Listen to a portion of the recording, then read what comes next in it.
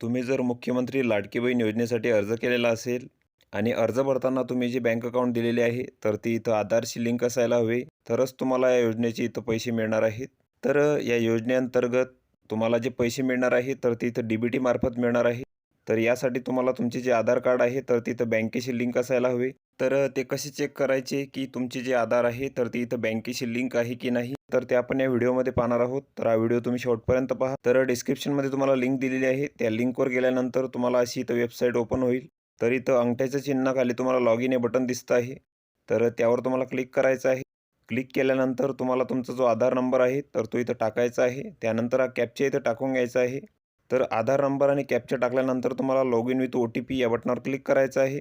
त्यानंतर आधारशी लिंक असलेला जो मोबाईल नंबर आहे त्यावर एक ओ-टी-पी येईल. तर तो ओ-टी-पी इथं टाकायचा आहे. त्यानंतर इथं लॉग इन करून घ्यायचं आहे. लॉग इन झाल्यानंतर तुम्हाला इथं खूप साऱ्या सर्व्हिसेस दिसतील. तर तुम्हाला इथं खाली यायचं आहे. खाली आल्यानंतर तुम्हाला एक ऑप्शन दिसेल बँक स्टेडिंग स्थिती म्हणजे स्टेटस. तर त्यावर तुम्हाला क्लिक करायचं आहे.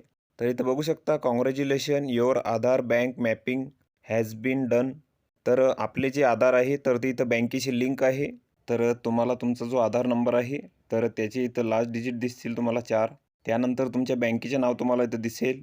तर हे बँक अकाउंट इथं आधारशी लिंक आहे आणि जे डी-बी-टी मार्फत तुम्हाला पैसे मिळतील तर ते तुम्हाला याच खात्यात मिळणार आहेत. त्यानंतर तुमचे जे बँक सीडिंग स्टेटस आहे तर ते इथं ॲक्टिव्ह दाखवायला हवे.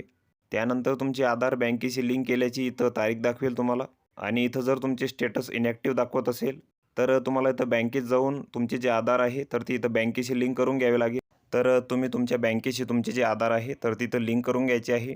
लिंक केल्यानंतर तुम्हाला या योजनेचे पैसे मिळण्यासाठी काही इथं प्रॉब्लेम येणार नाही. तर अशा प्रकारे तुम्ही तुमचे जे बँकेचे अकाउंट आहे तर ते आधारशी लिंक आहे की नाही ते इथं चेक करू शकता. तर व्हिडिओ कसा वाटला मित्रांनो? व्हिडिओ आवडल्यास लाईक करा, शेअर करा आणि आमच्या चॅनलला सबस्क्राईब करा. म्हणजे येणारे व्हिडिओ तुम्हाला सर्वात आधी पाहायला मिळतील. चला तर भेटूया पुढच्या व्हिडिओमध्ये.